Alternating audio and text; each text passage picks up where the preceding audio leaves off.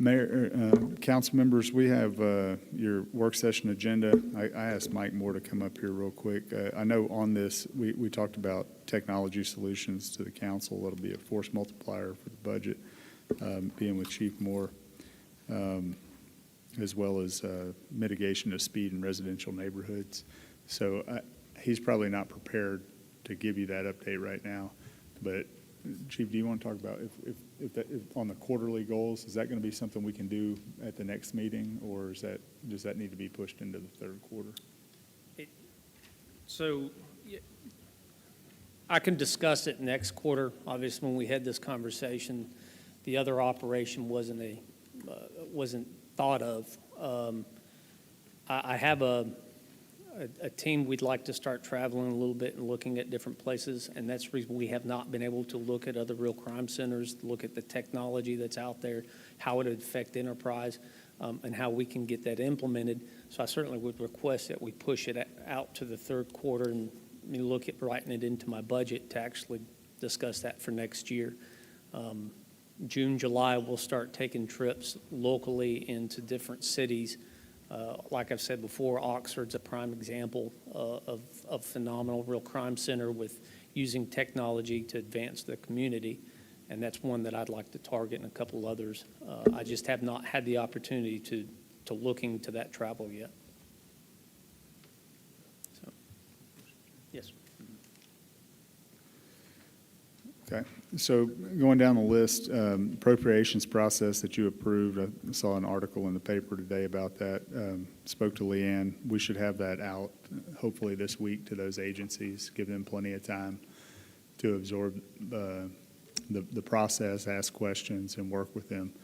So basically anybody that's receiving funding now, I've already been reached out to by a couple of different agencies that are requesting an increase in their funding for next year.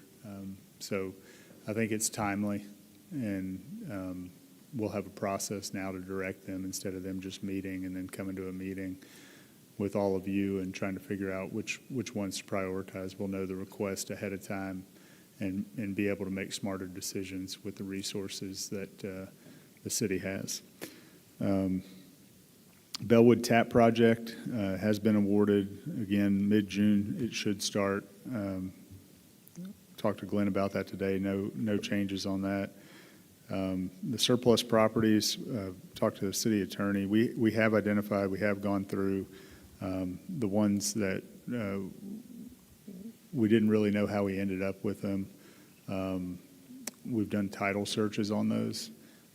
We do own them, and so our next step, Glenn Morgan has put together a map. I can get that PDF. It's really not a PDF, but it's a map. I can get you access to that to look at it.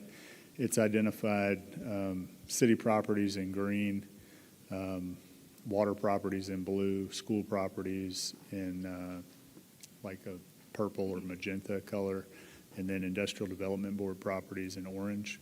So you kind of all over the city, you can see what we own. And some of it will be pretty apparent to you, like, okay, those are ball fields, or that's where a school is. Some of them will leave your head scratching. And then some of them are marked green, but when you look into it, it might be a water tower there. Those properties, I think Leanne would appreciate that. Those get transferred over to the water board. They should have title to those properties from an accounting standpoint. It's their property, it's their asset, but it's not on their books. So we need to clean up some internal processes like that, but we also need to, if you deem it worthy, my recommendation would be anything that we don't have a need for, to divest the city of those properties and put them back into good use for tax paying, whether that's residential, commercial, or whatever somebody wants to do. One avenue to do would be to utilize the land bank. The good part about the land bank is it requires whoever acquires the property to show the financial ability to do whatever they say they're going to do on the property. So if they say we want to buy this and build a house on it, but you have to show that you're going to build the house. And then if you don't do it within a certain amount of time, then the deed reverts back to the land bank authority. Whereas in a typical situation, if the city were to auction it off or sell it for fair market value, you would lose that kind of control over it. And then you may be sitting on a piece of property that you've sold, somebody who has it for 10 years or longer, and they've never built anything on it. So it's really about what your intent is for the property. There's a lot of different ways we can go on that, but I think we're making good progress on it. But it's when you see the map, you'll understand it's more property than I thought that that the city had. Some of it's for easements. Some, we have sewer lines running on it, those kind of things. But some of it's just property. And you can think where College Street, where the old school was, where behind it where the old Civic Center was located, which was, I think, an armory before that. But it's just kind of sparsely populated all around town. Carroll Street is another good example. The school system has some property, and so does the city in and around Carroll Street. Don't know why they have it. That's not our property, but it's a good discussion to have with those other entities as well. So the review of the Chamber and WEDC contracts, those were with you. You have copies of those. If you'd like them digitally, we can certainly provide that. I think the intent of that goal, which I marked as complete, was to allow you to review it prior to the budget. So as we talk about what, within those contracts, there's a broad array of stipulations that we're asking those respective agencies to do on behalf of the city. Do we like that list? Do we want to make any changes? And so I just leave that to you to kind of review that, and when it comes time for budget or to renew that contract, are there things we need to add or subtract from it? Jonathan, can I ask a question? Yes, sir. Going back to the divesting of property, because I was handling something for somebody near Douglas Brown Circle, and there's like 2 lots over there that the city owns. Yep. And you mentioned easements, which it could be stormwater or WMZ or whatnot. On the map, is there any way to notate other than just kind of knowing what's there We for should. us? So we're getting to that point. Okay. But we had to, You had to find them first? we had to find them first. Gotcha. And now that they're identified, we can go through and sort of work through, who owns it? Yeah. Do they really own it? Or is this just an error that, it says it's the City of Enterprise, but it's really something else? And there's a without getting into a lot of detail, like there's a lot of things that have the City of Enterprise in the name. Yeah. So like some of it is just annotated like the City of Enterprise, but it's really an Industrial Development Board or a Water Board or Enterprise Healthcare Authority. But it's listed in the records as City of Enterprise from the probate office. Gotcha.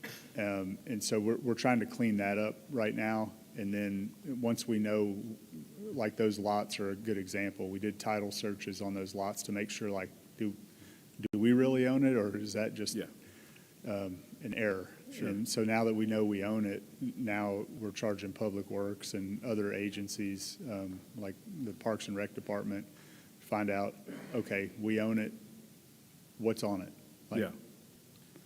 Second question. So as far as the land bank's concerned, so if we start finding these surplus properties and donating them to the land bank or giving them, deeding, however you want to say it, as far as upkeep, like mowing the grass, things like that, does the land bank have the wherewithal to take care of that and take it off the city?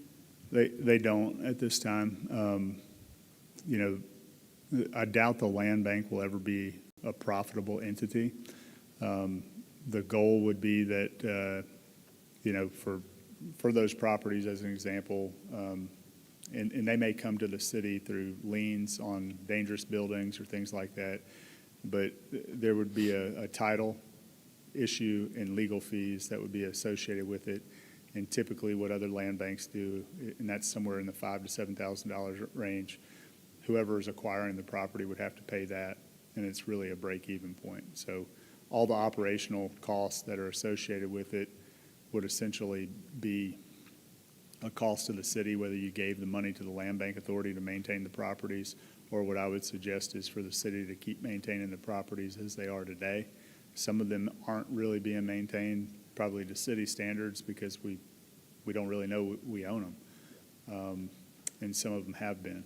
But I think as long as we own them or the land bank does, we have some level of care that we should address those properties. But ultimately, the land bank's charged with putting any properties the land bank has back into good use to accomplish and align with the city's goals.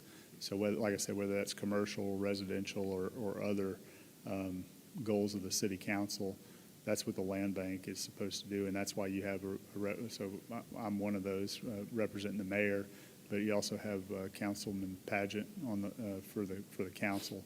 So what they do with those properties should be heavily influenced by what your directives are. Thank you, sorry to throw you off track there. No, that's fine. Appreciate the questions. State and federal agenda. I have a draft of a federal agenda. I'll have the state done probably next week, maybe by the end of this week. But I'll go ahead and send those out and circulate them prior to the next meeting, and get some feedback from you on whether you think we're on the right track, or we need to add or subtract from that or reprioritize. But just going down that list of things that we've been working on, obviously things to do with Fort Rucker, veterans, infrastructure like 167, as an example on the federal side. On the state side, things like some of those overlap, but also SSUT, so Simplified Seller's Use Tax, is something that we've got on the radar. But all those issues, I'm going to try to boil them down into a 1 or 2 page executive summary that you can see, and see if that's where we need to stay focused, or if we need to add things to it, or if there's things on there that you're like, I don't know why that's on there. I'm not in favor of that, and if none of you are, then we just need to scrap it and not try to advocate for it. The Coppinville agreement, still waiting on an appraisal from the school system. That has not changed. The nuisance property and customer service experience, that'll be at the next meeting. Always try to make that the last meeting of the council so we can get as much information to you as possible on the progress. At the last meeting, you also had some of those potential locations for the Rucker Boulevard Park. I did look down in your Q3 goals that we set for the year in January, and if you look on the second page at the top, it says identify and fund the first phase of the Rucker Boulevard plan. So that would be a good transition into that, whether you think finding a park or making a park's the first thing we should spend money on or not. So prior to that, have you all seen the draft Rucker Boulevard plan? I think you all got a copy of it, but if there's no changes to that, I would recommend bringing that forward to formally adopt. And then in Q3, kind of as we go through the budget process, think through, is there some amount of money we want to allocate towards some goal within the Rucker Boulevard plan to spend money on? That could be a more in-depth dive on a study. It could be paying architecture and engineering fees if you're going to build something. It could range, to acquiring land for a park. But those would be my suggestions to kind of keep it on track to accomplish some phase of that. Is that something that this body would like us to continue on track with? I think so. Dirt roads in the city limits, you got that list at the last meeting. I called that complete because that's what we were asked to do, is to provide that list. If there are further conversations about where that needs to go, my recommendation would be to bring that up in the budget, or potentially in January if it's not in the budget for next year, maybe bring it up as a goal for something to do next year in January. And then the draft ordinance for modern IT solutions, I think it's on your agenda tonight to be voted on. It was introduced at the last council meeting. I don't know, Councilman Pageant or Rawls, do you have any, did that meet your intent? I think so. Okay. Then if you look in Q3, you'll see some of these things like the budgeting for the HR system library study, both of those, and then the A-Trip 2 funding for downtown walkability and pedestrian improvements. We're ahead of schedule on those. I just went ahead and started reading ahead to see if there were some that we had already kind of crept into. We did get the A-Trip 2 funding for downtown walkability. That's already been awarded. We're well into the process of that plan. And then the library study, I said it was complete, but there's no more action that the city can do on it. We're waiting for that final report to come in. Once we receive that, we'll distribute it to you. And then the HR system, obviously, at the last council meeting, you approved to move forward with that. And I believe this week, on Thursday, we will have Paycom here on site, starting to implement that process. So that's our quarterly update. Okay. Speaking of quarterly, we'll need to have our extra hour quarter review meeting. Okay. So that'd be the goal setting meeting for Right. Q3. Q3. So we probably should set that at one of the July meetings. Does anyone have a preference as to which one? I'll be out the first 2 weeks of July, so I won't be back in town until the week of the 20th. Yeah. So it looks like the 7th and the 21st are the two options. So I'll be 21st works. Is everybody else good with the 21st?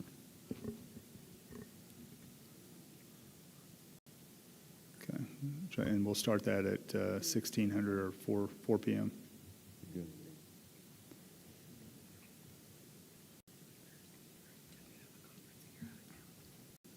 It'll be, I don't know. It didn't show up on my calendar.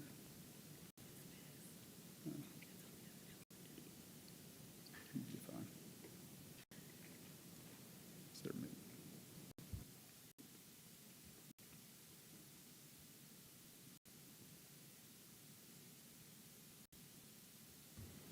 Sorry. I may not be here for that meeting, but that's fine. It's your meeting, so we can take care of that work ahead of time, and you can march on with it. Okay.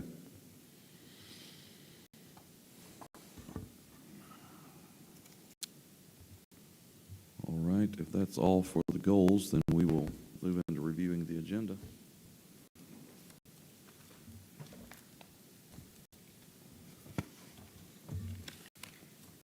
Begin with roll call, opening prayer and pledge of allegiance, approval of the agenda.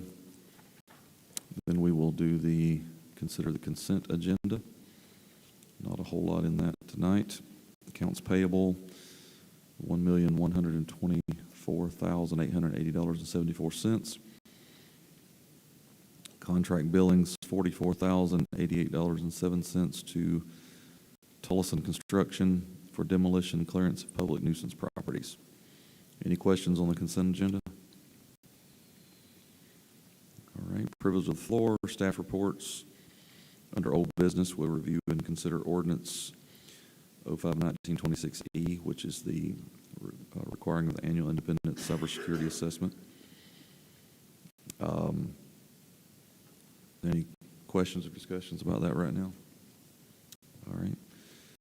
And then we'll have a public hearing for ABC license for Pastella Italian Restaurant. And then board appointments for Public Building Authority, seat 1. Are you ready for that tonight? Yes, I am. Okay. And then we will move into new business, review and consider resolution of appointing assistant city clerk to temporary interim city clerk in the absence of the city clerk. And then we have a public hearing on nuisance properties. So we probably should discuss that.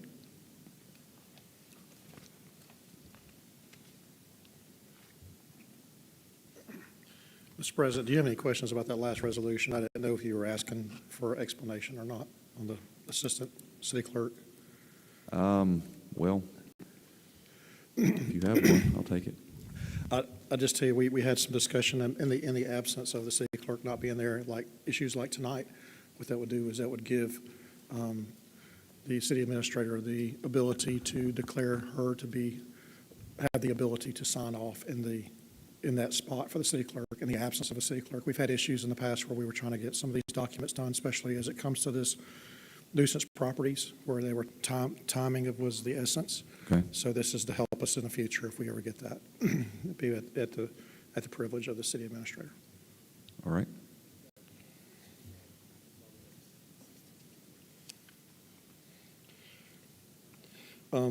Sir, on the item you have here, we've got Ben Goldman with us tonight, and I'm going to introduce Ben to you. He'll walk you through a little bit about what we're going to see tonight from the public hearing side and what to expect through this. So I'll turn it over to Ben.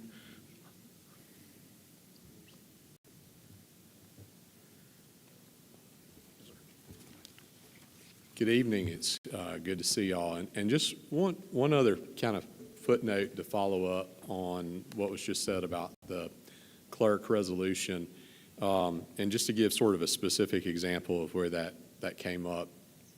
Your dangerous buildings ordinance authorizes the city clerk to do certain things. For example, schedule certain hearings, to sign off on the lis pendens. And so we were asked on a previous absence of the clerk if an assistant could sign the documents, and the answer was no.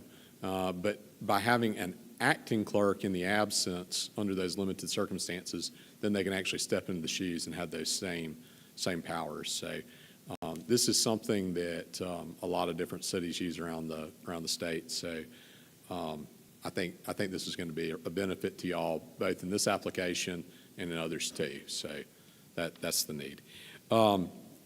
This evening, we are entering phase 4 of the city's demolition program. And I will say, again, I've said it, I think every time I've come out, nobody around the state is doing a better job of really following these steps and cycling them through on a dangerous buildings program than your city staff is doing right now and has done for the last couple of years. They're doing a fantastic job, both on these that progress to you, but I want you to know there's a lot of legwork that goes in on the front side that keeps an awful lot of properties from ever having to come for public hearing, right? And so the principle always begins with really those first touches are never from an attorney. They're never from, the police are never involved in this. It always comes with a request from your city officials asking the property owner simply to be good neighbors and to take care of their property. The good news is that I think as y'all have shown you are willing to make to sort of the decisions necessary to clean your city up, owners are coming into compliance. And so I think the success I would claim is not just the ones that you see come before you, but I want you to know there are many more too, and they really are to be applauded for how they've handled those. And a lot of those too have also been channeled in to the CDBG voluntary program. But tonight we do have a number of properties that are set for public hearing. We're going to go through them all in detail, relative detail in the public hearing tonight. But I do want to preview to you that we are requesting on all of these that they be ordered for demolition. Now, that doesn't mean we're done, okay? And I want to say that to begin with. But there is not a single property that we come to tonight where we have a complete or even really substantial plan of remediation proposed. And I tell you that because we have heard from owners who say that they would like to avoid having their property demolished. They would like to put together a plan for remediation. But again, we're looking for three things and always are. One, a plan that it is technically feasible. So usually like a scope of work from a contractor or a set of plans from an architect or an engineer. Not just the engagement of those professionals, but the actual plan from those professionals. Number two, that it can be done in a reasonable amount of time. We ask that they paper that with a Gantt chart, which sort of barcodes out how long it will take. Usually we're trying to get that done in a period. For me, the sweet spot for your typical residential structure is about 4 months, 3 months for actual construction, and then an extra bonus month for the weather, because we're talking about repairs. This isn't to be built from the ground up.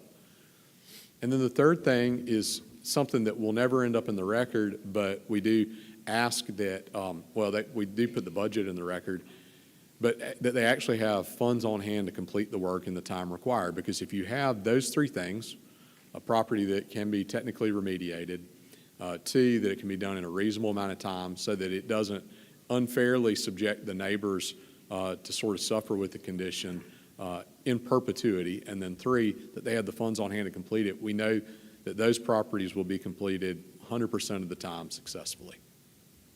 Right now, we do not have any of the properties tonight that have gotten through step one, which is give us a plan in writing that actually addresses bringing the property back up to code. And I expect we will have owners here who ask for more time. I expect we will have owners here who say that they have engaged professionals. That's great. And our commitment is always, we will continue to listen, and if we receive those three parts of a plan, we can put the brakes on. This process does not move quickly, but what I think one of the things we've kind of learned and seen over time is that sometimes delay is just for its own sake. And I think having an evaluation of the condition of the property tonight, is it unsafe to the extent that it poses a public nuisance and needs to be demolished, is a decision that can be made without kicking the can down the road. We will continue to work on those remediation agreements if the owners bring us the pieces.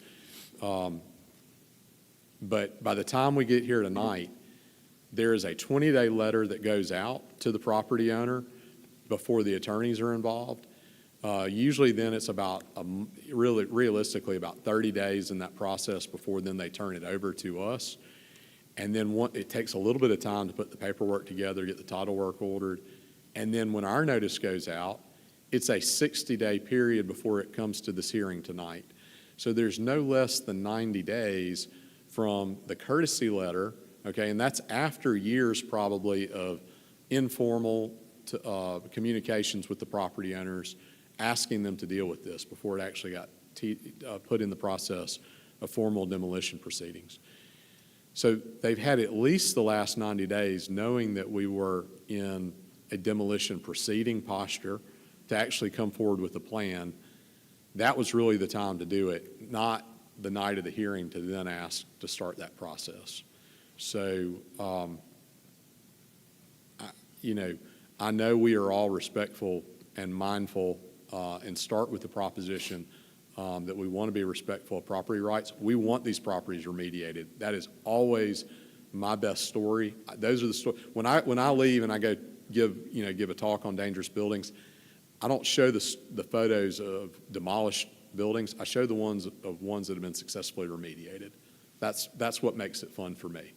But we have to have those three pieces in place. Tonight, we do not have them in hand, at least coming into this hearing. So that's kind of it in brief. Anything else we need to cover? Otherwise, we'll go through the details. Any questions in the public hearing? All right. Thank you all very much. All right, next item on the agenda is to authorize the mayor to execute right-of-way agreement. I'm sorry, back up. To review and consider resolution 060226P, employees retirement system one-time lump sum payment. We discussed that in the last meetings. Anyone have any questions about that? All right, and then authorize mayor to execute right-of-way agreement. You got something on that? With Coffee County, sir? Yes. Yes, sir. So part of the first phase of the runway extension project was to relocate County Road 606. So part of that Early on, the city purchased the properties from the property owners there to relocate 606. And part of that is, since it's owned by the city of Enterprise, is to basically, you're giving the authority to the mayor to execute those agreements to deed the right-of-way to the county. That's the road that's currently being built.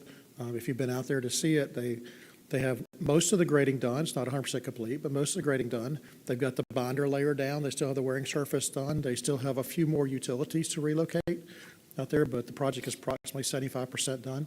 So this action item tonight is just for y'all to give the mayor to execute to issue a right-of-way easement deed to the county for County Road 606. And we will come back to you at a later date once County Road 606 is put into use to come back and to abate the old right-of-way for 606. That'll be a later item that we'll bring to a future council meeting in the future, but that'll be after the project is complete. Okay. And then, any questions on that? Then request permission to purchase lighting materials for PV Park Phase 2 lighting project. I think this was one of those that we pushed off to make sure we had the funds for that. Yes, sir. This is a budgeted item. We're going to go in on the PV side. We've got the 3 soccer fields there, so we're going to light those up. And then the entrance as you come in, and then you've got that gravel lot that Public Works put down for us, Barry and his team. We'll light that and then light up towards the bridge that crosses the 2 properties from the PV side over to the college side. So this is materials only through the Sourcewell contract, and then we'll need to come back and do the bid out the installation. Okay. Any questions? Thank you. And then we'll request permission to seek bids for runway 5/23 overlay and extension project airport. Yes, sir. So, we have a go letter from the FAA to move forward with the first phase of the extension, which is a 500-foot extension on our existing runway. We'll take it from 5,100 feet to 5,600 feet. Also, which is I'm really excited about, is to take it from a Class B airport to a Class C airport. What that means is it's designed to handle larger aircrafts, larger safety areas. Everything in that from that B to a C gets larger. So what we're asking tonight is just to back up a little bit, the FAA requires that we bid a project, get actual bid prices, and then submit a grant application in based upon real bid prices, not on engineers' estimates, not on anything like that. So we need to go ahead and bid this project. The plans are 90% complete. They've been submitted to me this week for final review. FAA is looking at that. We're looking at a bid date in a couple weeks later this month. And what we will do is we'll receive those bids, put together the paperwork, sent to the FAA, and the FAA will come back and tell us what they're wanting to move forward with. I will remind you that this project is currently funded, if it moves forward to construction, which I anticipate that to happen, at 95% federal rate. So whatever the bids come in, 95% that'll be paid by the feds, the FAA. The remaining 5% split.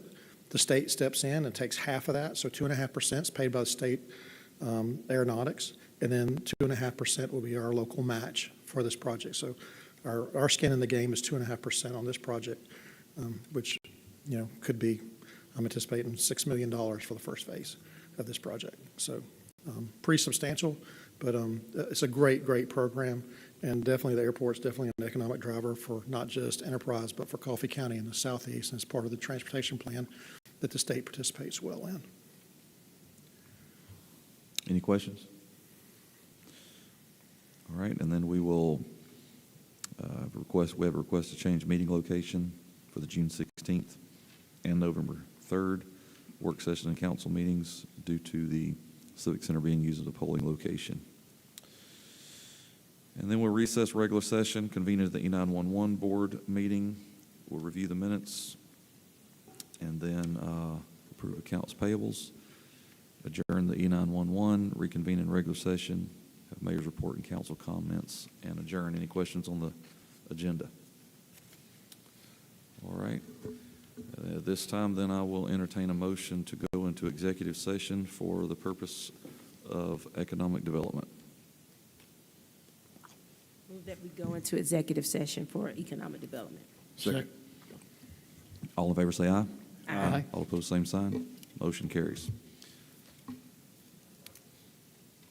We do not anticipate coming back in and having any further meeting until the 6 o'clock council meeting.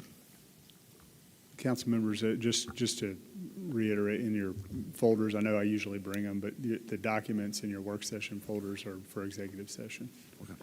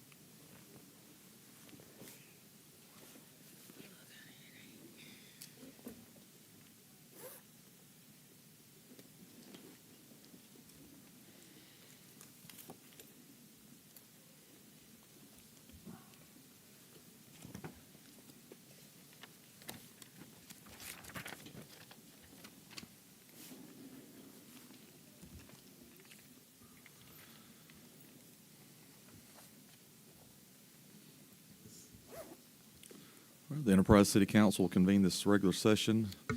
Let the record show that all council members are present. And we will begin with our opening prayer and pledge of allegiance. We have Minister Harrison Smith here.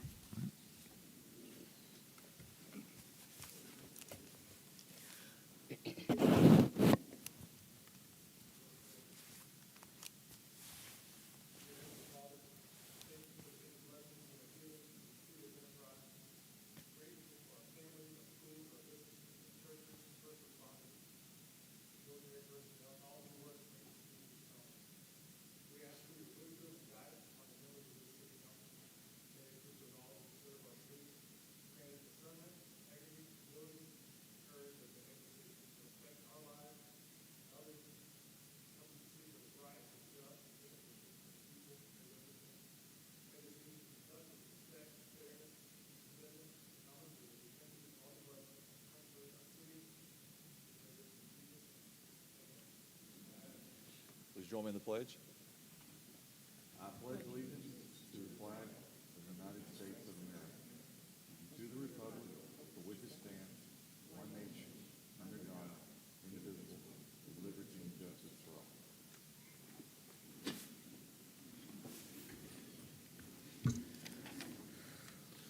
Call for a motion to approve the agenda of the meeting as submitted. I move to approve the agenda of the meeting as submitted. Second. All in favor say aye. Aye. All opposed, same sign. Motion carries. All right, now we will have the consideration of consent agenda. All matters listed within the consent agenda have been distributed to each member of the council for review, are considered to be routine, will be enacted by one motion of the city council with no separate discussion. If separate discussion is desired on an item, that item may be removed from the consent agenda and placed on the regular agenda by request of a member of the city council. I call for a motion to approve the consent agenda as presented. Move to approve the consent agenda as presented. Second. Any further discussion? All in favor say aye. Aye. All opposed, same sign. Motion carries. This is the part of the meeting where anyone in attendance tonight who wishes to address the council may do so for 3 minutes. If there is a public hearing on the agenda for the topic you are concerned with, please wait until that public hearing opens to address the council. If they choose, staff, mayor, and council will respond to your comments during the appointed times later in the meeting. Repetitive, disruptive, and disparaging comments will not be tolerated. If you're found out of order, your privileges can and will be revoked. Does anyone wish to address the council at this time? Seeing none, we'll move to staff reports. Are there any staff that need to make a report?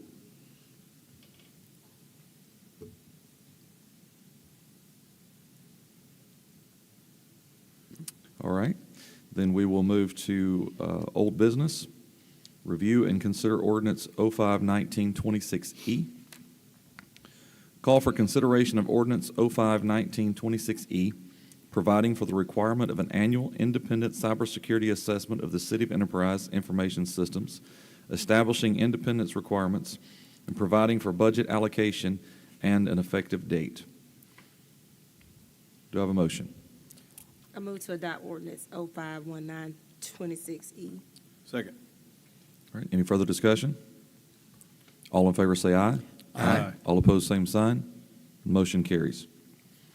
All right, call for a public hearing prior to consideration of requests from Hatti Incorporated, doing business as Pastella and Italian Restaurant, for a restaurant retail liquor license located at 116 South Main Street. The hearing is now open. Is there anyone that wants to speak for or against? Seeing none, we'll close the hearing. And do I have a motion to approve? Move to approve the ABC license requested as submitted. Second. All right, any further discussion? All in favor say aye. Aye. All opposed, same sign. Motion carries. All right, we'll consider a board appointment for Public Building Authority Seat 1. Call for nominations to the Public Building Authority Seat 1 for the term ending June 30th, 2031. The position is currently vacant.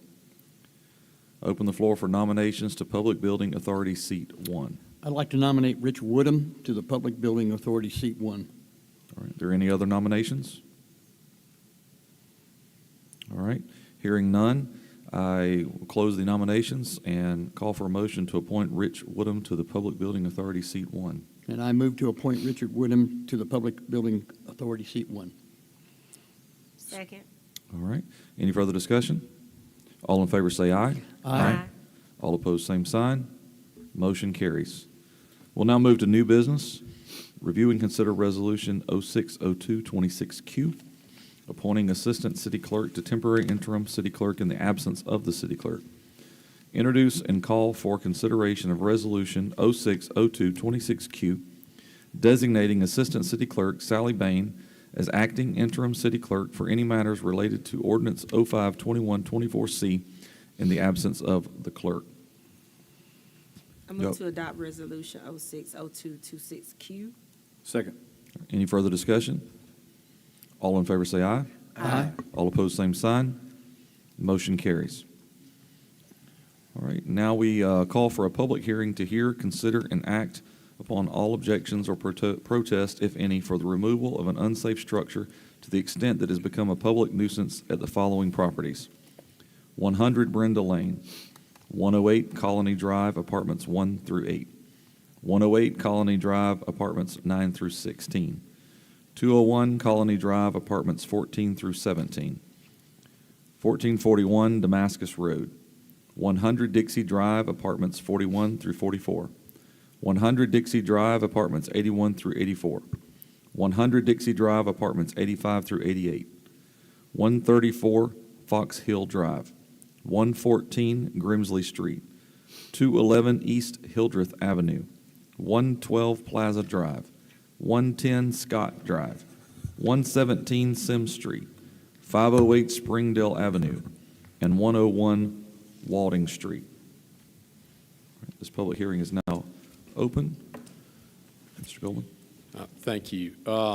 And as we've done in the past, council, what I would ask is, and just, we're going to take some time to give the findings from the city's perspective and to lay out the evidence in support of the proposed demolitions.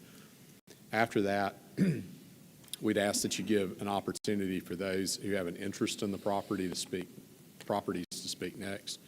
And then finally, to hear from other members of the public. And then I would like to reserve the right to give some rebuttal for the city at the end, before the public hearing is closed. This evening, you have before you two evidentiary binders that were distributed to the council in advance of the hearing. These contain a number of items for each of the properties that are set for demolition. And I know that some of you have been through, this is your fourth set of demolition hearings, but I think it's worth taking a moment to talk just for a second about the process of how we got here. So this process always begins with a courtesy letter. It's not required by statute, but it is simply the first step of the process is to ask the property owners to address the conditions of the property. That's what we call our 20-day letter. For each of these properties, you'll see that under tab 1. When we don't receive a response to the 20-day letter or a plan to actually bring the property back up to code or to demolish it, then the building official will refer it for formal demolition proceedings. So next, you'll see under tab 2, there will be a dangerous buildings checklist that contains their findings.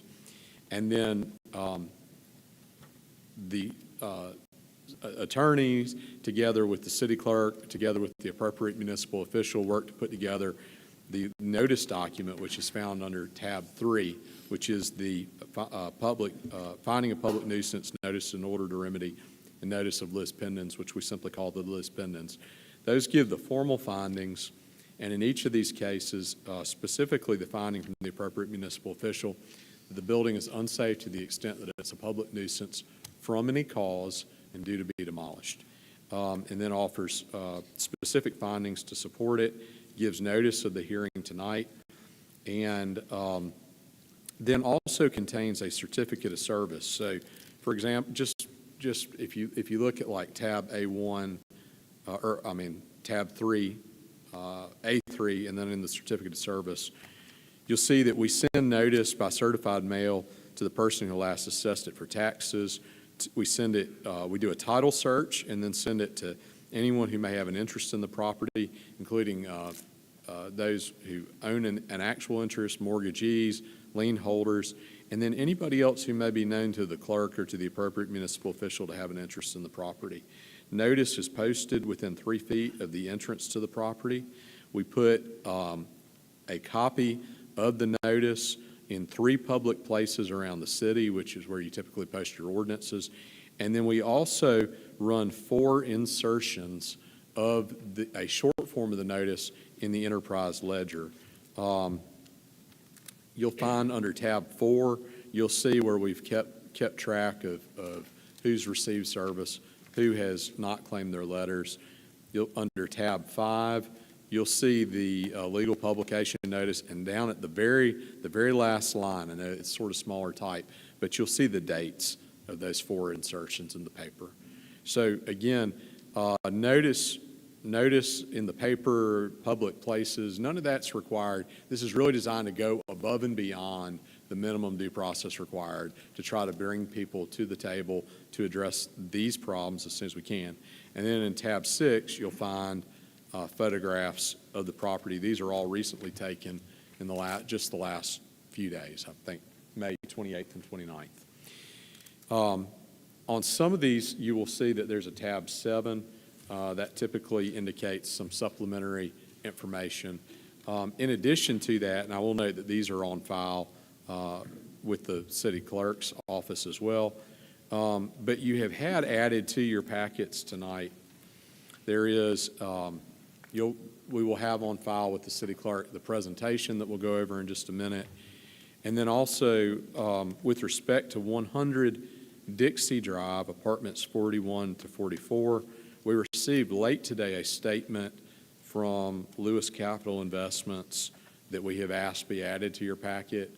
And then we also had received some materials related to 100 Dixie Drive, apartments 85 to 88, that we asked to be added to your packets. So all of that we are submitting on the record. So at this point in time, I'd like to just pause to ask so that we can have an idea of who's here with us tonight. If you have an interest in a property, if you would come forward and state your name and your address for the clerk, you'll have an opportunity to speak in just a moment, but now is the moment to be stated on the record. If you just come forward, just names and addresses at this point. Go ahead. 508 Springdale Avenue, Your name, please. Ronnie Richardson.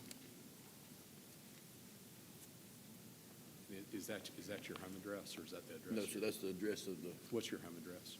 200 South First Street, Geneva, Alabama. Thank you, sir. Yes, Robert McGrath, 110 Scott Drive, Enterprise, Alabama. And is that your home address? That's my home, yes. Okay. Do you have a mailing address in addition to that? No, that's it. Okay, thank Yeah, you. okay. Justin Flowers, 134 Fox Hill Drive. And what's your mailing address? It is 15689 Highway 84, Elba, Alabama. Thank you, sir. Keith Lewis, 100 Dixie Drive, 41 through 44. And what's your mailing address? 8624 Lennox Way, Montgomery, Alabama. Thank you, sir. That was, Yes, sir. thank you. Cornelius Burrows, 108 Colony Drive and 100 Dixie Drive. And what's your mailing address? P.O. Box 312-101. Just say it so the clerk can. Oh, P.O. Box 312-101, Enterprise, Alabama.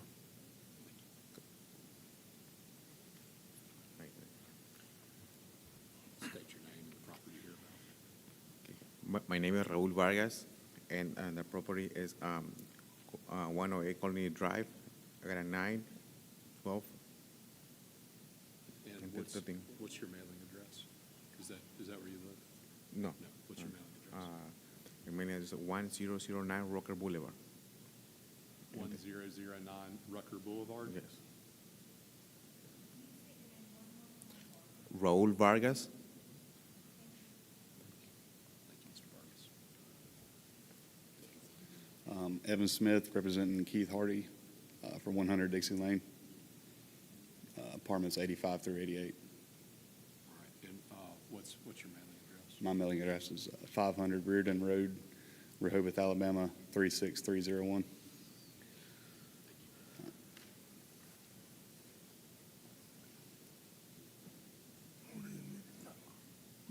Your name? Yes, sir. Walt Wyatt, What property are you here about? all of the 100 Dixie Drives. I'm the manager out there. All right, and what's your mailing address? 1255 Rucker Boulevard. Thank you,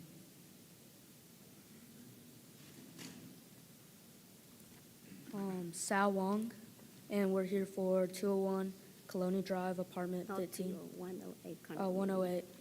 Colony Drive 15 here.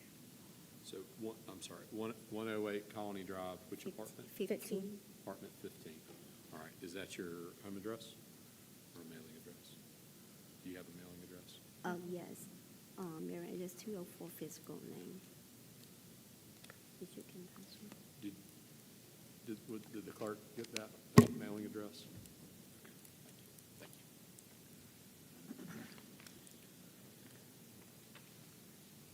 Thank you. At this time, I would like to ask Barry Mott to come forward and to take us through a brief presentation looking at these properties. Yes, sir. So I put together a quick presentation just to go through the properties. Just a quick overview. There was 16 list penances that were sent out, as Mr. Goldman talked about. 42 residential units are affected on the list. The photos were taken May the 28th and 29th. And I presented these in the same order that we have on our agenda so you can follow along. The first one I have is 100 Brenda Lane. We've received no contact back from the property owners, but as you can see from the photograph, we've got amongst the debris, you've got the roof structure is in ill repair. You've got open windows from the photograph. You can tell you got visible structure decay on that building as well, and you've got the eaves and underneath the roof structure that are starting to fall around the exterior of the building. Next property I got is 108 Colony, apartments 1 through 8. We have received contact from the property owner, and they proposed to submit a remediation agreement, but we have not received one currently to date to review for approval. Some of the things that I want to note in the photograph, of course, as you can see in the photo, there some of the units. These units all have central air and heat originally as designed, but for a property maintenance code, some of them have window units, meaning that the central air and heat is not currently working in the units. You can see from the parking lot out front that it's in ill repair. There's several holes and misalignments there for the people to traverse and to ingress and egress into those buildings, as well as to park. There's electrical issues there. Some of the light fixtures there do not work that we can see from the exterior. There's some electrical wires that were observed early on in this project that did not meet code. And you have some general structural issues there. Not only the roof structure showing some fatigue, and you can see the roof joists and stuff starting to sag and give, but you can also see water damage coming down the front of those buildings. It's hard to tell in the photograph. You could zoom in farther, but you got water which is causing decay to the exterior of the building, the siding that's there, as well as to the windows, the trim around the doors and the windows, all is showing decay and needs to be upgraded. Next I have is the same thing on 108 Colony Drive, apartments 9 through 16. Same thing, we've been contacted as well from the property owner. They wanted to submit a remediation plan. We have not received one yet in our office for review. The same notes that I had from the previous one as well. HVAC issues, parking lot, electrical issues, structural integrity, water damage. Some of the windows doesn't appear to be functioning. You got, in the center unit, you can see there, you got water damage, mold, mildew, rotting of the siding on the side of the buildings. And this is just the front, which faces on Colony Drive. There are other issues as well on the sides and on the back of these buildings together. I will point out that this unit, while it has several units intact, it was all constructed as one unit. So you have party walls in this structure such that one wall separates ownership between one unit and the next unit. So having decay or failure in one roof structure or part of that building traverses through the whole building. In other words, if one part of that building were to fail and implode on the inside, it would also pull on the other parts of that building as well. So we treat that building as one structure while there's several apartments there, and there may be multiple ownership as we go through this ordinance. And I just wanted to point out that we looked at this as one structure because the roof structure, it was built together, and it was constructed, and it should be sustaining on its own. Barry, will you be showing any of the rear view pictures like we have in here for the audience at all? No, sir, I was just Okay. going to do one general for this. Okay. But I do have them. If we get in any discussion, I can be glad to pull them up on my Okay. laptop.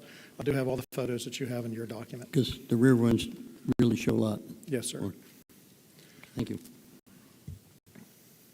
The intent of this, Mr. Councilman, was to give a general overview of each one of these so that we could see and have some discussion. But if we need to go farther in it, that we can do that if we need to.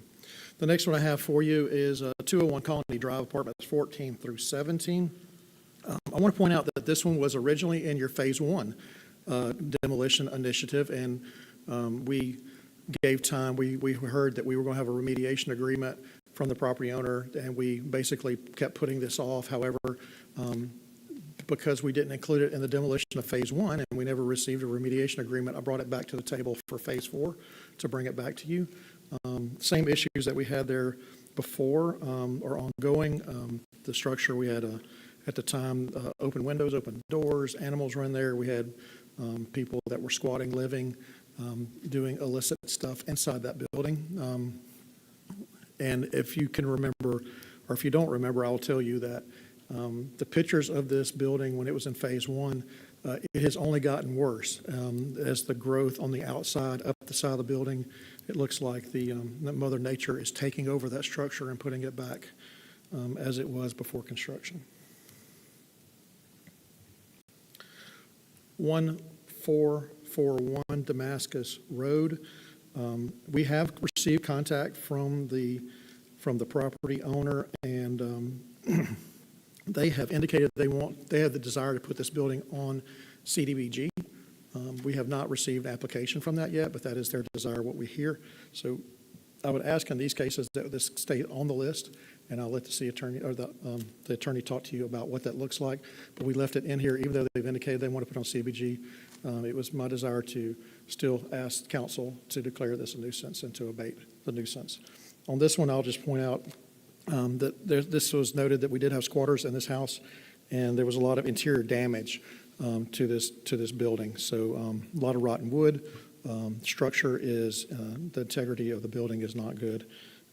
But the property owners indicated they want to put this on CDBG and have it demolished under our current CDBG grant. That would, if they put it on the CDBG grant and they sign up for that, it still has to go through the process of CDBG. In other words, CDBG has to accept this as a property to go through that grant. I don't see any indication why they wouldn't, but it is up to them to make that declaration of whether or not it should be included on the grant or not. Next project is 100 Dixie Drive, apartments 41 through 44. We have had contact with the property owner and have indicated that they want to propose a remediation agreement on this property. We have not received one currently, but I will point out that we've got several broken windows, HVAC units, same thing that central air and heat's not working. That's against our property maintenance code. We have interior concerns. The eaves of the building have show rot, and it shows moisture and the ability for animals to enter through the eaves into the roof structure. The parking lot is also of concern at this structure here. And There is some growth, as you see in the right photograph, of vegetation going up the side of that building, around the window unit. I think when we started this process, I think it was probably a little bit worse than this, but we still have concerns there as well. Next building I have is 100 Dixie Drive, apartments 81 through 84.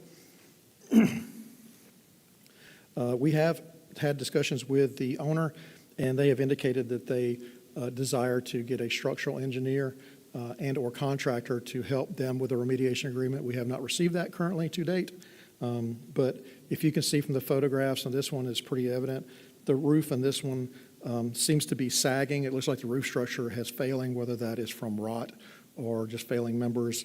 I could not determine from the exterior, but you've got same thing with HVAC issues, general integrity issues around the windows, water damage around the windows, doors, the walls. You have different materials there, and it appears that we have water damage seeping down from the exterior of the walls into where the brick comes in, which is going into the building as well. I have not been currently inside of this building personally, but from the exterior, it was my determination that this building is unsafe from what I can tell from the exterior of this building. The next one I have on the list is 100 Dixie Drive, again, apartments 85 through 88.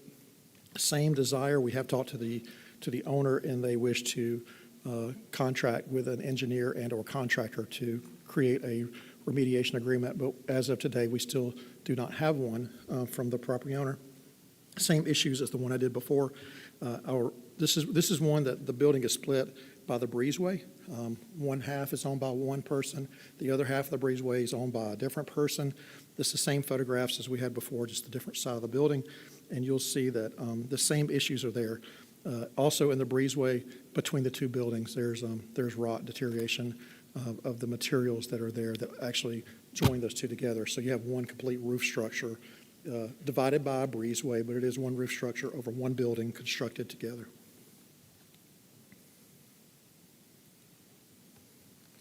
The next building I have on for your review is 134 Fox Hill Drive. We have talked to the property owner, and they want to submit a remediation agreement. This house, from the outside, from the front, looks relatively well, but if you look on the right-hand side, the roof structure, that actually was a fire that was in that half of the house and has burnt up through the rafters, up through the roof structure, and the whole roof has collapsed on the right-hand side. This fire happened, we believe, about 2 years ago, and there's water damage on the interior of the building. I don't know to the extent of what damage is on the inside, but the property owner has told our department that they wish to work with us to come up with a remediation agreement to basically fix the roof, fix the fire damage, bring the house back up to code, and to save this house. But we have not received anything as a remediation plan to date. Next house or structure I have for you is 114 Grimsley Street. We've had no contact back from the property owner, but you can see structural decay, the roof structure is in bad shape, water damage, electrical concerns as well. It's not in great shape and needs to be demolished. The next building I have for you is 211 East Hildreth Avenue. This one was bought on a tax sale. Have you received comment from that one, Tim, from the property owner? Yes. So the property owner has reached out to us for a remediation agreement, but we have not got anything from them yet. But you can see from it that we got general structural decay, sagging roofs, eaves. The house is in ill repair, including the roof, the structure, the siding, and what I consider probably in the foundation and floors as well. Next building is 112 Plaza Drive.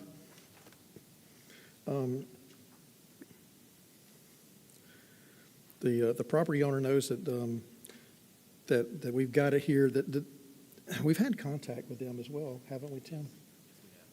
Yes, they do not. They have not raised any issues. Yeah, they have not raised any issues with this being demolished by the city through this program.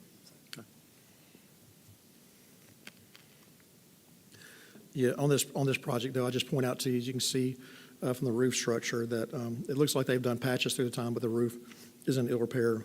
We have open orifices to the building. I will tell you that the building has a lot of issues with it. Stormwater, water intrusion, structural, the front porch, windows, the gamut.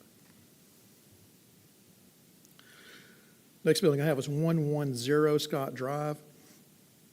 We have been in contact with the property owner, and they have been working on some estimates from some contractors. However, we have not received a full remediation package from this property owner yet. So some of the known things, as you can see, there are tarps on this roof. Goes back noted that we've had those on there for a long period of time for roof structure. To the extent of how much damage is there, I don't know, other than the roof is in ill repair. We've got unknown water damage. A lot of the windows are old, and possibility of animal intrusion coming around from the back side of this building when you see the back side, with the windows not operating and or doors not securing the building. The next building I have for you is 117 Sims Street. No contact from the property owner. As you can see, this seems to be a trailer. No electrical service on that building from the panel that's sitting there empty. Windows open. It's open to whatever. It's unsecured. Animal open intrusion, water intrusion, unsafe, and the stairways, everything up to it is of concern. And we have also electrical concerns with this one as well. Next project I have for you is 508 Springdale Avenue. This is a house we have, look, it was under tax sale. We've had some issues with this one where there was some illegal activity going on inside this house where some people were in there doing some things that was not legal. I won't go any farther than that. There are some potentials from that and impacts on it, but we do have electrical issues, decaying issues, water issues. The eaves are rotted. The roof structure is not in good shape. Windows, doors, all those things decaying because of the water intrusion that's in that building. No documentation yet, though, has been received by our office on a remediation agreement. But they do desire to do a remediation agreement. They've talked to Tim and desire they want to do that. We just haven't received a full packet yet from them with a full remediation agreement. When I say full remediation agreement, as I have before, is what the attorney has talked about, those three components that make a full compliant remediation agreement. The last one I have for you is 110 Walding Street. This one, we have heard that they desire to put this on the CDBG program and have signed up for the CDBG application at this point. That has not been approved yet by CDBG to be demolished. However, in the past, what we have done with these is leave them on the list and ask for you to declare them a nuisance and for demolition. And if we can get CDBG to pick this up on their project, we would not move forward with demolishing it under our bid process. We'd let CDBG take this structure to the ground. But since it's signed up, I won't go any farther than that. So that's a quick rundown for you. Like I said, if we need to go farther into any of those, I've got more that we can go through, but I'm going to turn it back to Ben. All right. While you're still here, are all of the findings that you have in the Liz Pendens, do you believe they're still correct? They are still correct. And is it still your opinion that all of these houses you're recommending for demolition? I do recommend for demolition for all of them. And are you of the opinion that each of these structures is unsafe to the extent that it's a public nuisance from any cause and due to be demolished? Yes. All right. Thank you. Now, I will follow up just to say again, and for those, I know we've got several property owners and other interested parties here tonight. To add a little bit more detail on what it is we're looking for. We covered this a little bit in the work session, but I think it's worth the public hearing what we're asking for.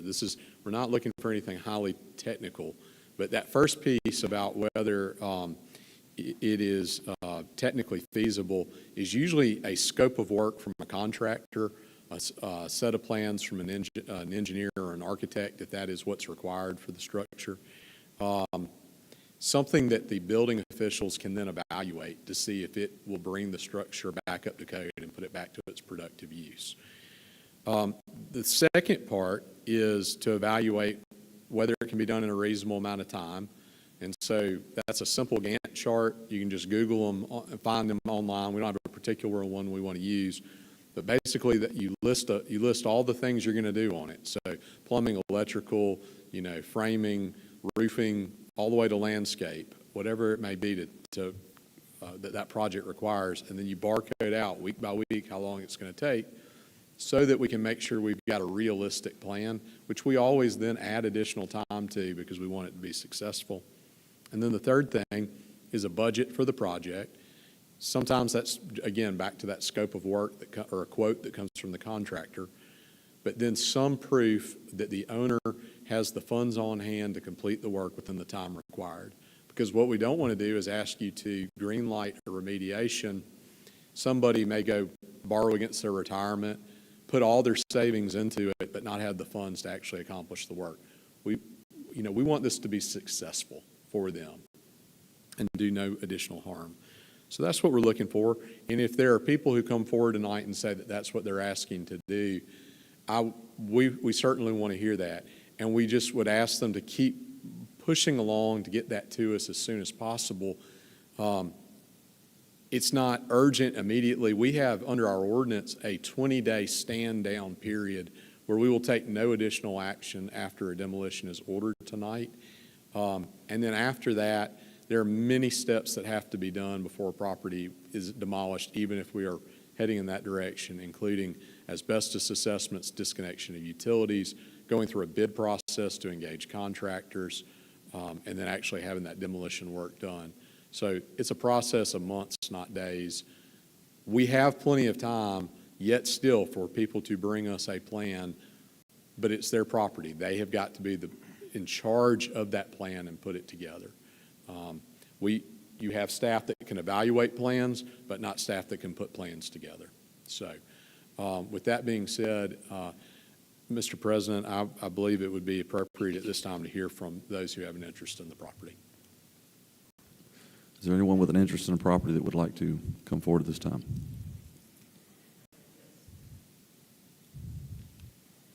If you would, state your name and the property that you're referring to. Yes, hi, Robert McGrath, 110 Scott Drive. I have had submitted some paperwork previously where I was going to try to do everything, pay for it all myself, and have the money still to do that.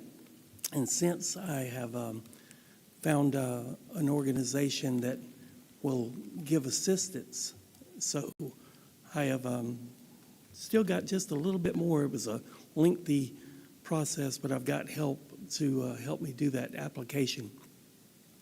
And as soon as I get that completed, then I can actually, hopefully we'll get the ball rolling. But in the meantime, I've been cleaning up the property, and had lost the key to the house, and finally got access to my house.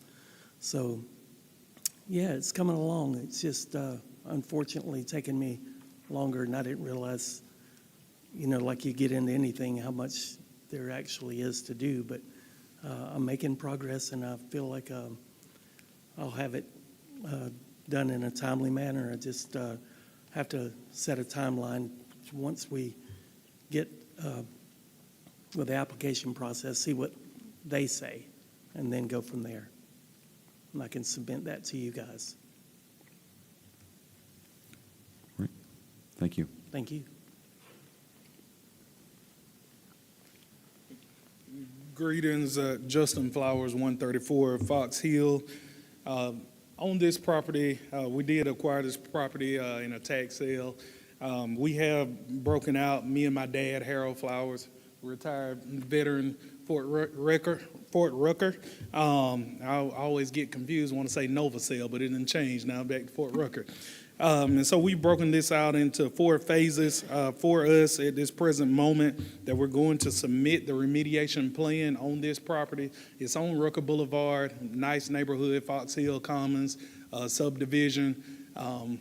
Unfortunate circumstances, but we just acquired this property and we do have a plan for it. So phase 1 for us is going to be site stabilization. That's what we plan on working on, stabilizing the site. And then step 2, we want to evaluate and plan to come together with our plan, what we plan to do. And then on step 3, we're going to work on initial repairs to go ahead and move forward with that. And then rehabilitation and making sure that code compliance is met. I do understand that that a nuisance and an eyesore to the community right now, health and safety is important. I understand as I sit in your position 8 miles down the road, so I totally understand. We're going to move strategically and as quick as possible on this. We do have the funds on hand that we will provide for the budget with this. Again, my dad and myself, Harold Flowers, retired veteran, we got good plans for this. So we can be granted the opportunity to do that. We will make sure that we take care of it, and we'll keep you all up to date on it and submit the plan expeditiously. Thank you. Thank you.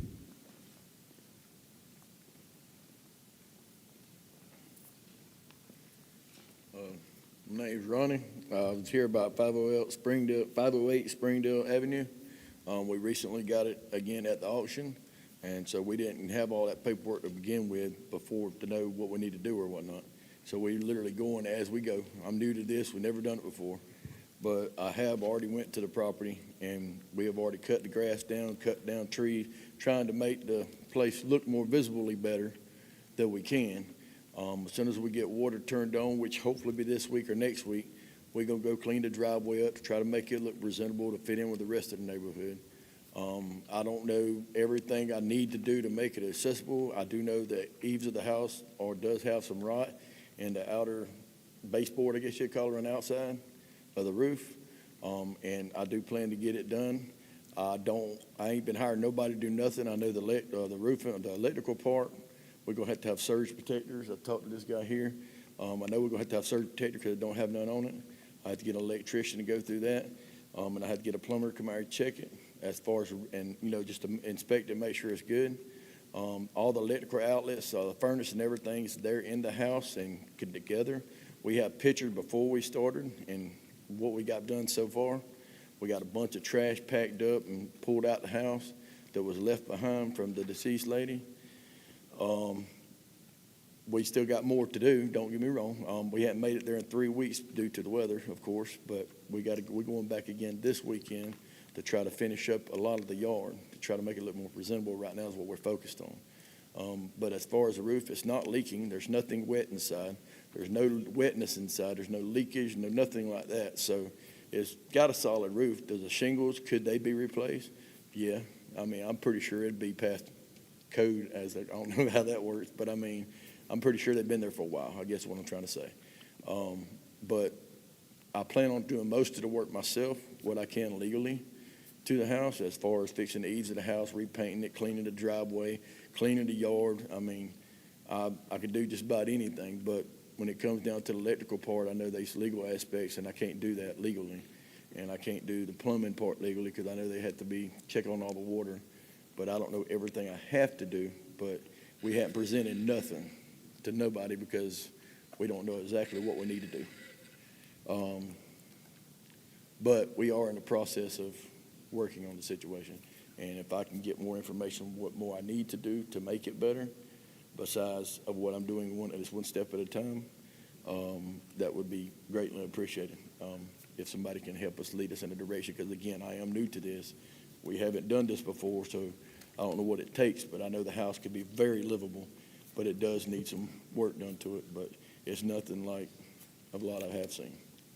When you say you got it out of auction, well, roughly when did you take Tax ownership? auction. Yes, Tax sir. auction in April, I think it was, April the 20th This year. of this year, yes, sir. We literally just got it. Mr. Flowers, when did y'all Richard. take ownership of 134 Fox Hill? About 29 days ago. 29 days ago?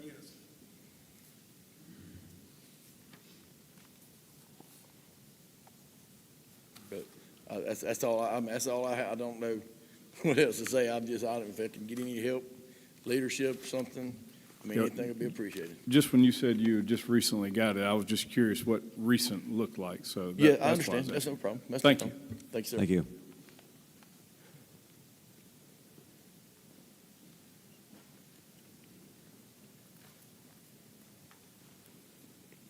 Hey, my name is Romeo.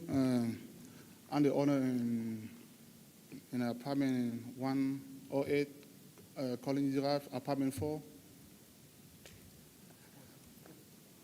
Which apartment 4? Number 4.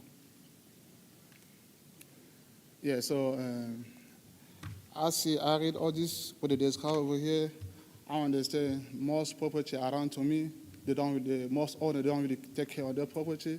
But my own property is upgrade. The last time it was in 2021. So inside and outside is upgrade. It's no damage, it's no leak, it's no broken window like they say. And what they say is it's AC over there, and there's a family living over there. It's like 2 years, about 2 years they live there. They never have any issue. So I understand maybe the people around they don't take care, but me, I take care of my property because I'm the maintenance. Yeah, so that's my job. So they never have any issue. What was your name? Can you? Romeo. Romeo what? Yes, sir. Romeo Gansop. Thank you. All right.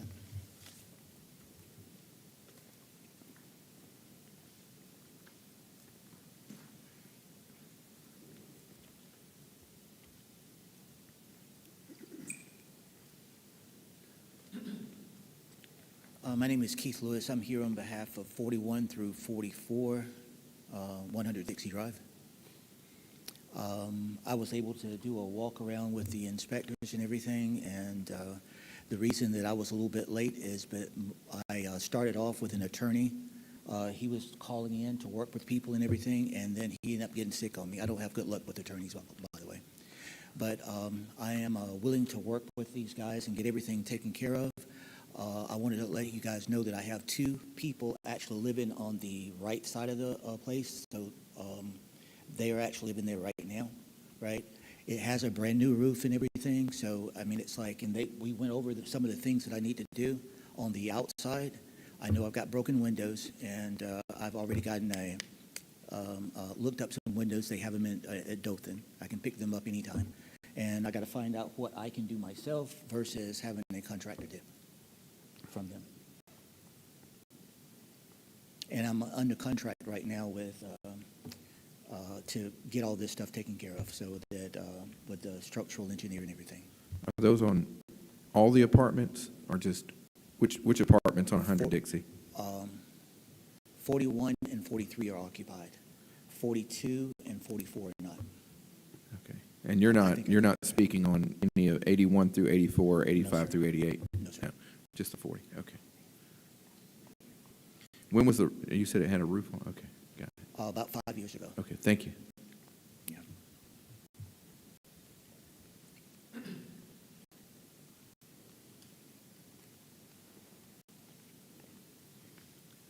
Good evening again. I'm Cornelius Burrows. I'm here to speak on 100 Dixie Drive, units 81 through 84, and 108 Colony Drive, units 1, 2, 6, 7, 8, 10, 11, 14, 16. I did speak with some of the city officials a couple of months back, spoke to them, tried to find out exactly what needed to be done. On last week, I finally received, after asking again for it in writing to make sure of exactly what the process needed to be, I did receive that last week and have moved forward with hiring a structural engineer and to move forward with the process that you've presented to get all that information back to you. Thank you. Thank you.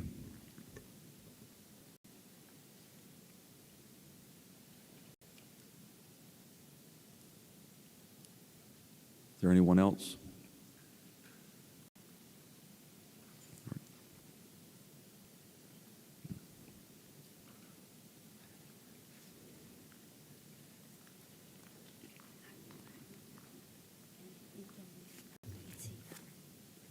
Hello, so her name's Sao Wong, and we're here to represent 108 Colony Drive, apartment 15.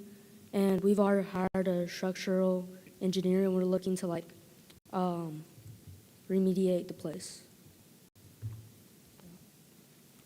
Thank you.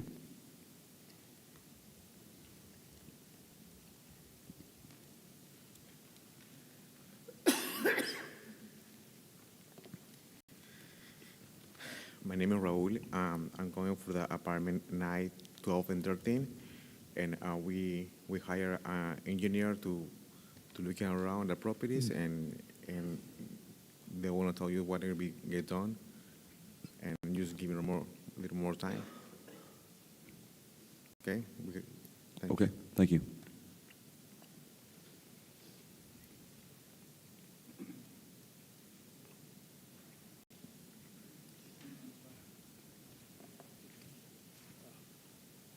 There's one more coming up.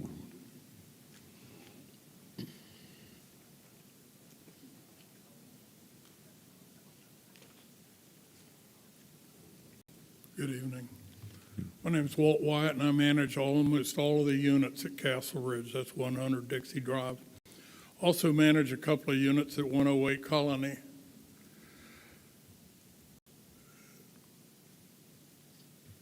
Taking people's property is a pretty serious matter in my mind. These people are not rich that own those properties. These are their investments. Some of them, it's their retirement. I own out at Castle Ridge myself. I'm still working at 77 years old.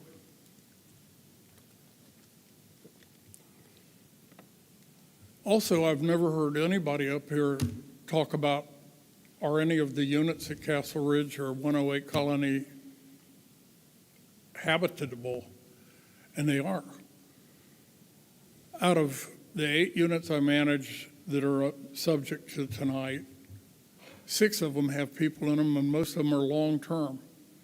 I get no government checks. These people work for a living. If you boot them out, I have no place to put them because all my units are occupied everywhere. Low income is hard to come by, and it may not look real good, but no one in the city has told us what we need to do to make y'all happy. And I'm on top of this every day. No one has come forward and said, hey, this is what you need to do to get these units up to standard so we won't bother you.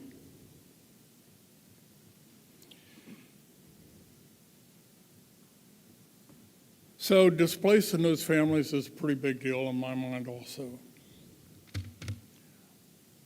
I don't know of any solutions here. When you tried it at Village Heights, there were 70 families involved.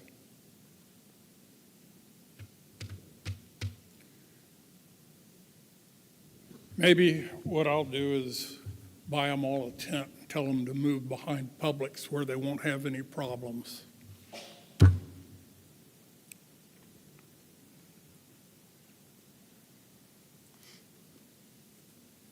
Mr. Mott, can you give me those units that he's referring to? I missed him saying that.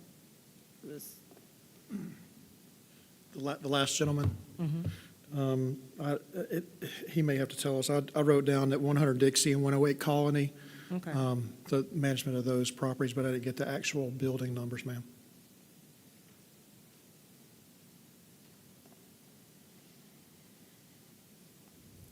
Is there anyone else?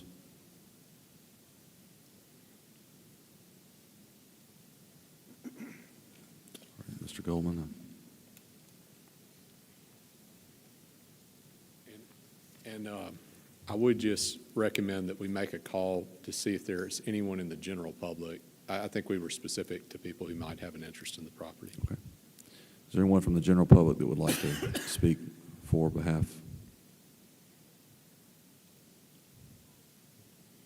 All right. I'd like to ask the city administrator to make a couple additional comments. Council, I wanted to remind you all, when we started this process, the condition, I think most of you have been out to many of the sites that you've seen. But it's primarily about holding property owners accountable for the standards that they set. We've adopted codes to make sure that there's a minimum baseline of standard for housing in the city through that property maintenance code. But the people here who have acquired it, whether it's a tax sale or you're here tonight because your property's there as well, this is not the end of the line. As our attorney has pointed out, there's a process to this. There has been ample time, but there's still more time. If you have a plan and you're going to do something with your property, our goal is not to tear down properties. Our goal is to have these properties mitigated. There's a simple plan to do that. And yes, it does cost money because a lot of these properties are in disrepair. However, if you're serious about cleaning it up, our city staff is standing by to work with you. It's not, again, the nuisance property code is not to tear down houses. It's not a demolition program. It is a process to mitigate nuisance properties for any cause. And that 20% of the properties on the list to date have been mitigated. Somebody has come in, filed plans, what that property owner has, and fixed it up. Or they've to no expense to them, used the CDBG program to come in and demo and say, you know what, you're right, that property really does need to come down. But if you want to save it, those property owners who are here tonight have the opportunity to work with staff. Even if you order the demolition tonight, we can always put a pause on that if they've submitted the required documentation that our attorney outlined here tonight. So I just wanted to point that out. Thank you.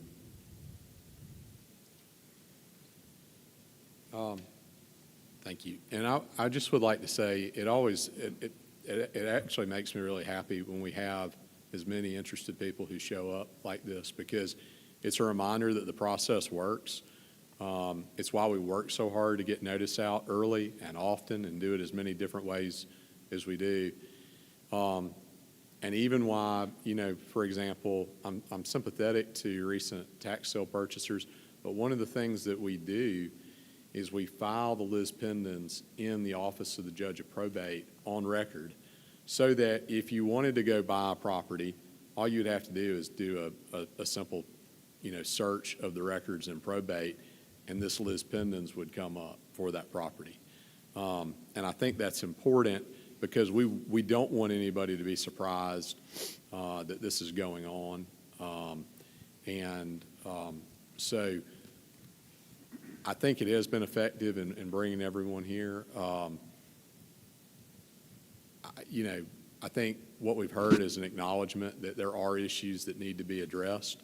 The reason we're asking for the resolutions to be adopted tonight is so that, not that we have to proceed with that necessarily, but so that we know at the end of this process there will be an address of the problem. And I think you've heard a commitment from the attorneys, from your city staff, from your city administrator, and hopefully an outline. I think we've each tried to lay it out in three different ways what it is we need, and that we are here, we're ready to review those plans, to work with those property owners, and we really do hope that those proceed. But as of this time, as of tonight, I don't believe that there has been a rebuttal of the appropriate municipal officials' findings. And so we do ask that you adopt the resolutions. And if there are any questions about any of these specific properties, we're available to address them. Does anyone have any questions about specific properties? I have one question about the 112 Plaza Drive. I think I wrote the quote, "no issues raised." Does that mean that this property owner is relenting? I don't want to say relenting, but is want to move forward? They recognize demolition was necessary. Just a question in general, couple of comments on people wanting to know what was required of them. Barry, how do they obtain that? The reason they're on the list, how do they obtain what they need to remediate? So what we ask is the property owners to go through their building themselves and look at what they think are the issues and come to us with a plan of what they see are the issues. We want the property owners to take the first step, to reach out, say, what do we need to do? Come together with a plan. This is what I want to do. This is the timeline I want to do it in, and this is the cost for doing that. And then what we'll do is we'll look at the plan, and we may want to go on site with the property owner and see if there's anything that they missed that we think you've handled everything else, but you didn't handle this. But we want the property owners to take the initiative to go and look at it and say, these are the things that we want to accomplish. And then what we'll do is we'll review that mitigation plan. We'll bring in our inspectors that know the codes, including myself, to look at the plan and say, we think it's perfect. Go do that, and that's a great remediation plan. We'll work with the attorney to put a stay on the demolition. If not, maybe there's some things that we want to offer, like you're 80% of what I'd like you to do. I'd like you to add one or two things that we would work with a property owner to do that. And it may be, hey, I gave you a submittal for that, but if you really want to do that, I agree, we'll do it, but it may need to add time. It may need to add money. We'll work with the property owners, but what we want to see is the property owner start with that. And in many of these cases that you see here, a lot of them are structural issues. They're going to have a professional come in, more than likely an engineer or architect, to look at these buildings to see what needs to be done. And then they'll have to have, in some of these cases, most of these cases that have structural issues, they're going to have a licensed contractor. It'll be a little bit more than what a typical property owner is capable of doing because of the amount of renovations. However, if they go in there and say, I think I could do this on my own, and I think I could do this, this, and this, if they'll put together a plan, we'll be glad to work with them and do it. We're just not going to go through and give you a laundry list, go do these things. It's the property owner's responsibility to create that plan and submit to us. Okay, but you'll review what they give you and make sure that what they have is going to bring them off the demolition list. Absolutely. All right, very good. Before we ever start a thing, before they spend $1, we'll be glad to sit with them, go through their plan, what's in the plan with the timeline, the cost, and make sure that it's successful on the very end. What we don't want to do is lead them down a goose chase that they're chasing a goal that they can't accomplish. But we're looking for them to come with what their remediation plan looks like. Because I'm going to tell you, every remediation plan can be different, but they could all accomplish the same goal. And so if they bring you that plan and you recognize that they will have to have an engineer, you will let them know that Yes, sir. that is required before they spend the first $1. Absolutely. And just to reiterate what the attorney says, even if you vote to move forward with the properties we have on the list tonight, we will start in the office putting together stuff. It'll be months down the road before we're even ready. I've got to come back to this body and ask permission to go to bid to get a contractor to bid on these projects again. It's not like we could have these, if we said, hey, we're going to move forward with demolition, it's months down the road to do that. You will see me asking for permission to go to bids. You'll see me coming to request permission to award the bids. And we've got to go through asbestos testing. There's a lot of steps that have to go through. Right. If you remember the first phase 1, it took us, 2 years from the time we started to the time that we got those on the ground because of some getting contractors to want to bid on the project. So it's not a quick process. And any time during this process of however long it takes, if the owner comes with a plan and the plan looks feasible, this process can be paused and they can remediate their property to make it habitable again. Up until the point that I give a notice to proceed to the contractor to put it on the ground, it is stoppable. So even when we bid these projects, we bid each address individually with a dollar figure on that address, and we can go through and say if there's 10 properties that we're going to demo, if we've got up to the point I give a notice to proceed for the contractor to mobilize and take down that structure, we can stop all the way up to that point. So even bidding the project out, getting a dollar figure, we will work with the property owners. We'll do anything we can. And the goal is not to tear them down. The goal is to abate the nuisance. That's right. Thank you. Thank you, Mr. Mon. And again, we've had people who have asked to propose plans where we have been able to remove them from the demolition list. We've had to go the other way around where we've had people who wanted to propose plans but couldn't get it together, and we've had to proceed with demolition. But again, what the resolutions offer is the not having to restart the process. We've already gone through the work of getting everybody here and engaged in the process, and so You don't want to have to go and start that process over again. I mean, it's doing what it needs to do on that finality. So unless there are any other questions, I would recommend that the council close the public hearing.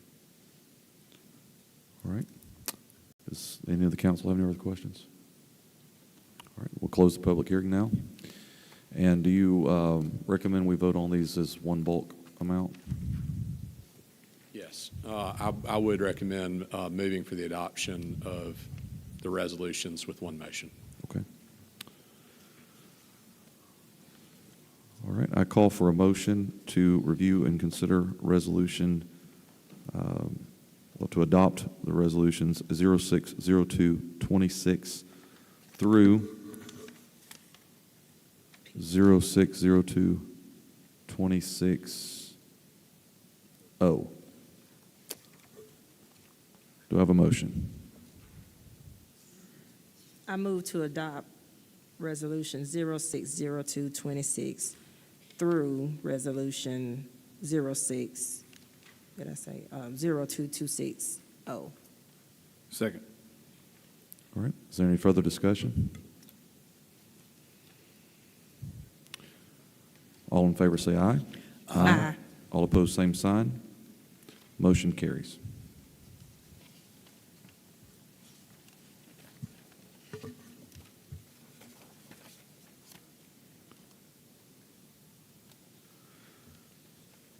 Introduce and call for consideration of Resolution 060226P, providing for the approval of a one-time lump sum retirement payment to eligible retirees and beneficiaries of deceased retirees as per the provisions of Act 2026-608 of the Alabama Legislature.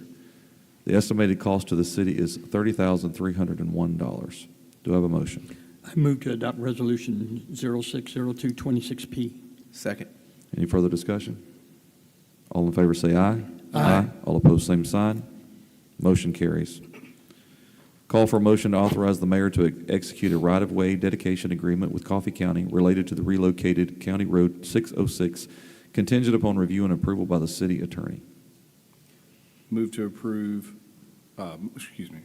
authorize the mayor to execute agreement contingent upon review and approval by the city attorney. Second. Any further discussion? All in favor say aye. Aye. All opposed, same sign. Motion carries. Introduce and call for consideration of request from Blake Moore, Director of Community Services and Recreation, to purchase materials for the PV Park Phase 2 lighting project from Musco Sports Lighting, LLC, through the Sourcewell Purchasing Program at a cost of $347,000. The quoted price is for materials only, delivered to the job site, and is an FY26 budgeted item. I'll move to authorize the purchase of the request as submitted. Second. Any further discussion? All in favor say aye. Aye. All opposed, same sign. Motion carries. Introduce and call for consideration of a request from the City Engineer, Public Works Director Barry Mott to seek bids for the construction of the Runway 5/23 overlay and extension project at the Enterprise Municipal Airport. The project is part of the Airport Improvement Program grant process and is funded a combination of federal 95%, state 2.5%, and city 2.5% funds. Do I have a motion? I move to approve the request to seek bids as submitted. I'll second. Any further discussion? All in favor say aye. Aye. All opposed, same sign. Motion carries. Introduce and call for consideration of a request to hold the June 16, 2026 and November 3rd, 2026 work session and council meeting in the municipal courtroom at City Hall due to Coffee County's use of the Enterprise Civic Center as a polling location on the same dates. Move to hold the June 16th, November 3rd, 2026 work session and council meeting in the municipal courtroom at City Hall as requested. Second. Any further discussion? All in favor say aye. Aye. All opposed, same sign. Motion carries. All right, we'll now recess this regular session and convene into the E911 board meeting.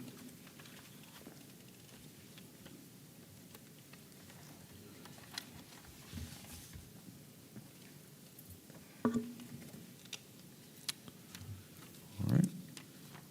Let the record show that all members of the board are present. Call for a motion to approve the May 5th, 2026 E911 Board meeting minutes as written. I move to approve the May 5th, 2026 E911 Board meeting minutes as written. Second. Any further discussion? All in favor say aye. Aye. All opposed, same sign. There's no old business. Call for a motion to approve accounts payable A for May 2026 in the amount of $2,404.71. I'll move to approve the accounts payable A for May 2026 in the amount of $2,404.71. Second. Any further discussion? All in favor say aye. Aye. All opposed, same sign. Motion carries. Do you have anything for us? No, I don't. All right, we will now adjourn the E911 Board meeting. And we will reconvene into our city council meeting. Mayor, do you have a report for us? I don't think your mic's on.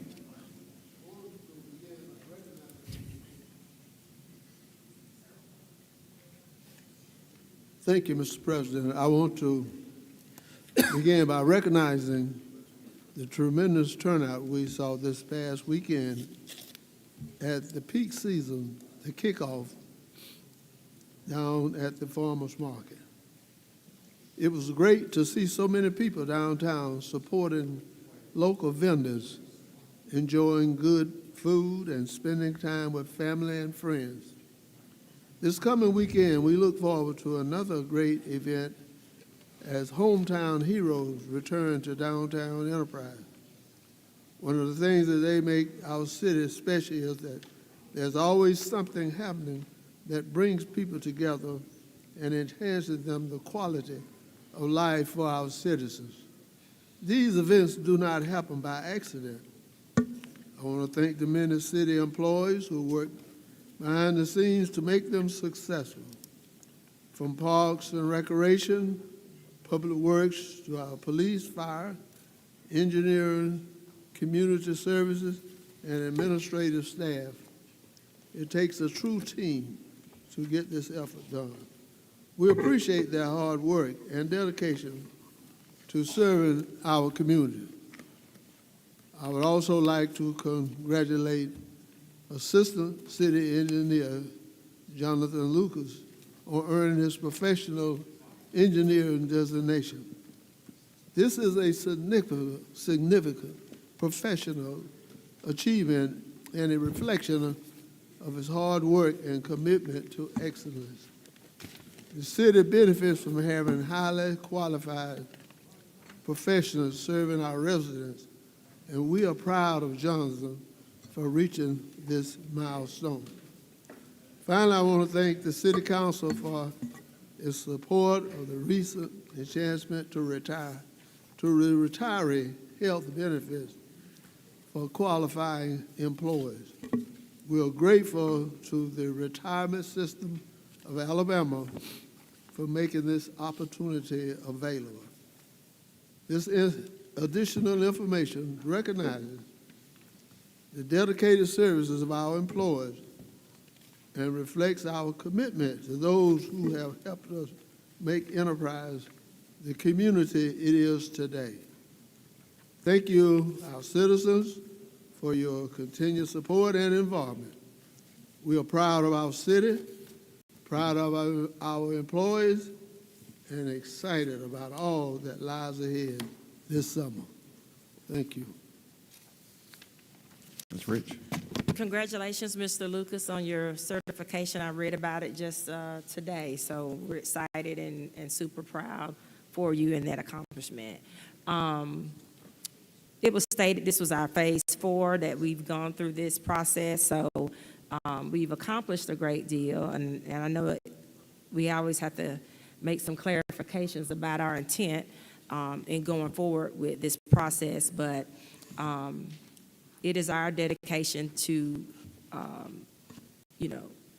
eliminate blight, to hold our property owners accountable. And accountability isn't punishment. It's just taking responsibility for your purpose. And so that if you have residents living, removing people from a home is a serious matter, but having them live dangerously is an equally serious one as well. So we appreciate all the property owners that came out tonight to express their intentions, and we look forward to we know that our engineering department is going to work mightily to help you remedy your property. So thanks everybody for being patient through the process tonight. Yeah, I'd like to thank everyone who attended and voiced their opinions and concern. Nothing is taken lightly when it comes to property in the regards of ownership and displacing people. I have a heart for everyone and their right and ability to live in a safe and healthy environment, and that's what we are really striving for. Those who own these properties, own multiple properties that have been in poor condition for years and years and years, giving us the teeth to be able to get those remediated is what it's for. And as Mr. Tullis mentioned, you know, we would just like them fixed. You know, the ultimate goal isn't to tear them down. So that's really what we're here for, and hopefully that Barry and his staff can get them pointed in the right direction. But the timelines that we have in place will force some action. So thanks to the city staff for the events downtown. Y'all did a great job. I was there. It was wonderful, the cook-off, as the mayor mentioned. So look forward to many other events. I know we had basketball this past weekend, so a lot of things going on in the city. Yeah, thank you for everyone for coming tonight. Thank you for all our citizens watching online. And I'll echo both Mr. Casey and Sonia's comments there. We don't take this lightly. It's a big decision, hard decision. And thank you, Jonathan, again, for you and Tim and Barry, for all you do for the engineering. Congratulations again. But I agree, too, that we've got to take care of the blight out there, especially in a couple of areas that we've had some unsavory folks in there doing stuff. In fact, the one that caught on fire was over my area, and I was called to that. But it could have burnt down several other houses because of what was going on in there, but we won't get any more into that. But we've got to take care of the blight and the problems out there, and just let, as a homeowners, just let our engineering know we've got to have a plan. So please do that, and we'll help you out for whatever we do, because I don't like to turn people away either. But I don't want people living in some of that stuff that's out there. I saw that at Castle Ridge when I was delivering food during COVID. And I worry about those little babies out there. So God bless and thank you. And thank you to all our city workers for everything you do, each and everything, and our city attorney. And folks, we appreciate you. God bless you. Thank you. Have a great weekend. Yep, I think they said it. I'll echo everything they said. Thank you, guys. And I also think it's all been said. So thank you all. Have a good night. We are adjourned.